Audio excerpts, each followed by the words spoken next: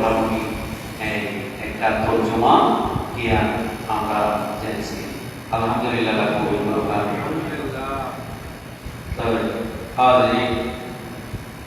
আমরা আল্লাহ রাসূল সাল্লাল্লাহু আলাইহি সাল্লামের অনেক হাদিসে পাক আছে। আমরা আজকে একটা হাদিস শরীফ শুনব। আন আবি হুরায়রা, সবাই বলেন রাদিয়াল্লাহু আনহু, ওয়া আবি সাঈদ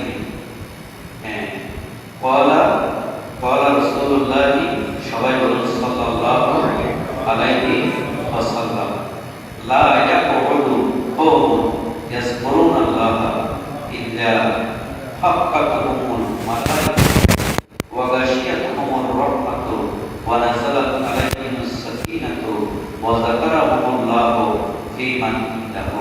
সবাই বলুন সুবহানাল্লাহ। এই হাদিস হযরত আবু হুরায়রা এবং আবু সাঈদ খুদরি, আল্লাহ নবী সাহাবী, দুজন বর্ণনা করেছেন। দুজন মুফাসসিরিন রাবী, অর্থাৎ যারা অধিক হাদিস বর্ণনা করেছেন। আলহামদুলিল্লাহ। আমরা কি সময় এখানে ব্যয় করতেছি, অথচ হাজিরিন সবাই আমাদেরকে খেয়াল করুন, একটু আমাদেরকে খেয়াল করুন। আমরা এখানে মাগরিব থেকে এশা, আবু হুরায়রা রাদিয়াল্লাহু তাআলা আনহু সর্বোচ্চ হাদিস বর্ণনা করেছেন। নিজের জীবনটা, পুরো জীবনটা এই নবীর হাদিসের জন্য কুরবান দিয়ে দিয়েছেন। সুবহানাল্লাহ। হযরত আবু হুরায়রা এবং আবু সাঈদ খুদরি যেমন তেমন মানুষ না, মক্কার ধনাঢ্য মানুষ, কোটি কোটি টাকা যাদের কাছে ছিল, অঢেল সম্পদ ছিল, ব্যবসা ছিল। হযরত আবু সাঈদ খুদরি মদিনা শরীফে, অথচ নিজের জীবনটা আল্লাহ নবীর জন্য দিয়েছেন।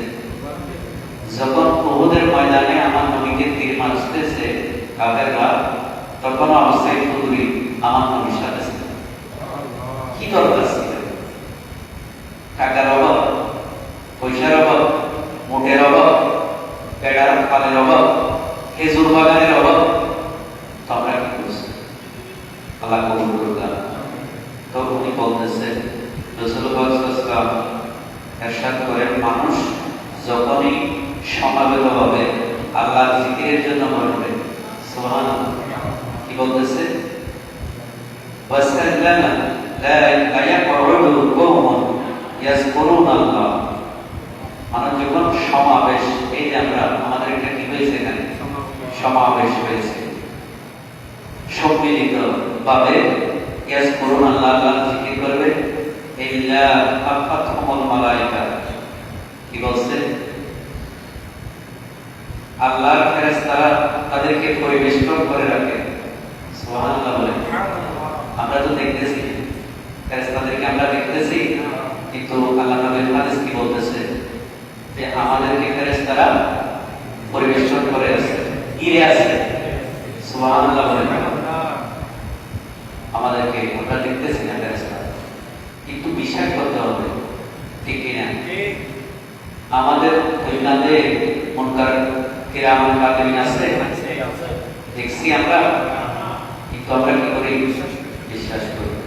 এই আল্লাহ নবীর হাদিস আমরা যারা এখানে বসে সমাবেশ করে আল্লাহ যখন জিকির আজকার করলাম, আল্লাহ নবী বলতেছে, দুইজন রাবী হাদিসটা বর্ণনা করেছে, তারা বলতেছে, ইল্লা হাফাতহুমুল মালায়েকাতু ওয়া গাশিয়াতুহুমুর রাহমাতু।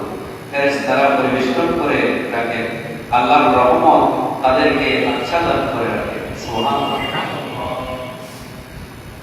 এরপর বলতেছে, ওয়া নাযালাত আলাইহিমুস সাকিনা, তাদের উপর শান্তি অবতীর্ণ হয়, প্রশান্তি অবতীর্ণ হয়। সুবহানাল্লাহ।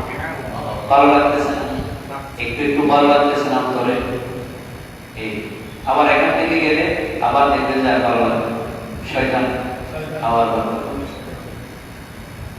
এই সকিনা, এটাকে বলে সকিনা, কোরআনেও আছে আয়াত।